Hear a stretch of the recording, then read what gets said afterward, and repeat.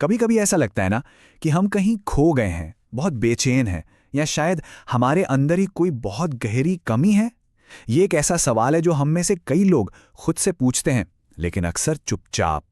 तो आज हम डॉक्टर गैबर माटे के काम के जरिए इसका एक बिल्कुल अलग जवाब ढूंढने की कोशिश करेंगे। एक ऐसा जवाब जो हमें खुद को कोसने से बचाकर शायद खुद को समझने की तरफ ले जाए। तो चलिए इस एक बहुत गहरी बात से शुरुआत करते हैं।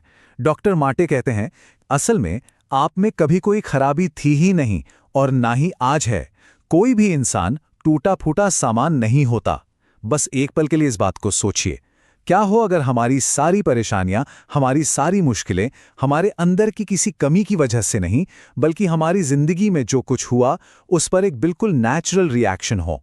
आज की हमारी पूरी बातचीत बस इसी एक आइडिया के इर्द गिर्द घूमेगी। ठीक है, तो अब इस बात में और गहराई से उतरते हैं, और इसे समझने के लिए सबसे पहले हमें ट्रॉमा शब्द को ही एक नई नज़र से देखना होगा। देखिए, हम में से ज्यादातर लोगों के दिमाग में ट्रॉमा की एक खास तस्वीर होती है ना? लेकिन वो तस्वीर अक्सर अधूरी होती है। तो आज हम ट्रॉमा को किसी ऐसी चीज की तरह नहीं देखेंगे जो सिर्फ दूसरों के साथ होती है, बल्कि एक ऐसी चीज की तरह जिसे हम अपनी जिंदगी में भी पहचान सकते हैं। और यहीं पर सबसे जरूरी फर्क आता है, जिसे समझना बहुत जरूरी है। ट्रॉमा वो नहीं है जो हमारे साथ हुआ, नहीं, वो तो एक घटना थी, एक इवेंट था।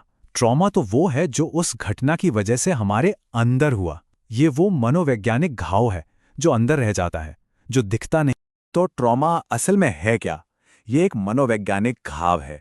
मतलब खुद से और अपनी ही फीलिंग से एक तरह का डिस्कनेक्शन, एक तरह की दूरी। इसको ऐसे समझिए, मान लीजिए सिर पर चोट लगती है, तो वो चोट लगना तो घटना है, लेकिन उस चोट के वजह से जो कंकशन होता है ना, वो ट्रॉमा है, घाव।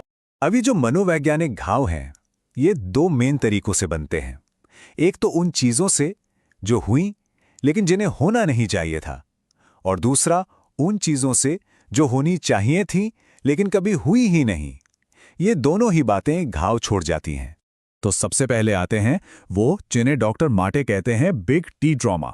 ये वो बड़ी घटनाएं हैं जिन्हें हम सब आसानी से ट्रॉमा की तरह पहचानते हैं, जैसे कि फिजिकल, सेक्सुअल या इमोशनल अब्यूज, किसी को नजरअंदाज करना, घर में हिंसा का माहौल होना, या फिर गरीबी और नस्लवाद जैसे बड़े सामाजिक कारण। ये वो चोटें हैं जो साफ साफ दिखाई देती हैं। लेकिन उस दूसरे तरह के ट्रॉमा का क्या? वो जो उतना ही गहरा असर डालता है पर अक्सर किसी को नजर नहीं आता। यहां बात किसी बुरी चीज के होने की नहीं है, बल्कि किसी अच्छी और जरूरी चीज के न होने की है। ये उन जरूरतों के बारे में है जो एक बच्चे की होती हैं पर कभी पूरी ही नहीं हो पाती। सोचिए, एक बच्चे को, बल्कि हम सबको, बड़े होने के लिए कुछ बुनियादी चीजों की जरूरत होती है, जैसे बिना किसी शर्त के प्यार मिलना, यह एहसास कि हम सुरक्षित हैं, कि माहौल शांत है, जो लोग हमारी देखभाल कर रहे हैं उनसे एक इमोशनल कनेक्शन होना, अपनी हर फीलिंग को बिना डरे जता पाने की आज़ादी। जब ये बुनियादी ज़रूरतें पूरी नहीं होती ना, तो इनका ना होना भी उतना ही गहरा घाव दे जाता है जितना कोई जाहिर चोट। तो सवाल ये है कि बचपन के ये घाव बड़े होने पर हमारे बिहेवियर और हमारी हेल्थ को कैसे शेप करते हैं। और यहीं पर एक बहुत दिलचस्प बात सामने आती है।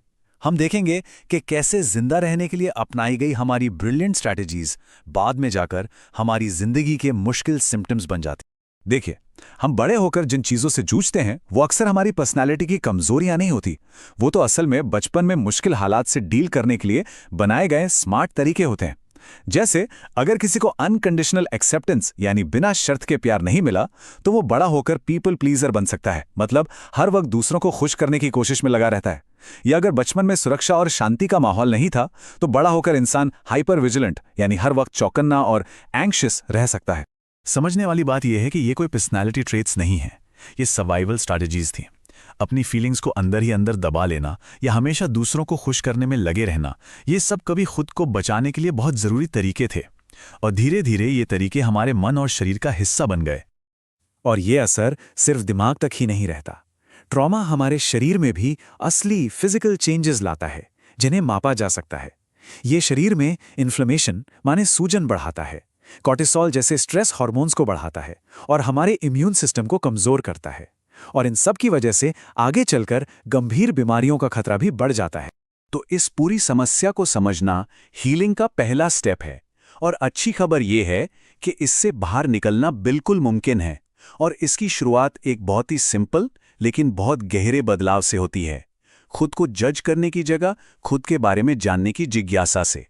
तो हीलिंग की राह 3 कदमों से शुरू हो सकती है। पहला, अपने दर्द को पहचानिए, उसे एक्सेप्ट कीजिए, उससे भागना बंद करना होगा। दूसरा, खुद के प्रति थोड़ी हमदर्दी और बहुत सारी जिज्ञासा दिखाइए। अपने पैटर्न्स को देखिए, लेकिन बिना खुद को ब्लेम किए। और तीसरा, मदद मांगिए। दूसरों से सपोर्ट लेना हमारी नेचुरल ह्यूमन कैपेसिटी है, उसे दोबारा अपनाइए। और ये सोच में एक बहुत बड़ा शिफ्ट है। सवाल ये नहीं है कि मैं ऐसा क्यों हूं, ये तो खुद पर एक इल्जाम लगाने जैसा है। सवाल बदलना होगा। सवाल होना चाहिए, मैं जानना चाहता हूं कि मैं ऐसा क्यों हूं। ये जो जेंटल क्यूरियोसिटी है ना, यही समझ और बदलाव का दरवाजा खोलती है। जैसा कि पीटर लेविन कहते हैं, असली मकसद ये है कि हम अतीत की तानाशाही के नीचे जीना बंद कर दें। इसके बारे में जरा सोचिए। हीलिंग का मतलब ये नहीं कि हम हमेशा पास्ट में ही अटके रहें। नहीं, इसका मतलब है पास्ट से आजाद होना, ताकि हम आखिरकार पूरी तरह से आज में जी सकें। और ये एक ऐसी जर्नी है जो उम्मीद देती है, एक मकसद देती है और सच्ची आजादी का रास्ता दिखाती है।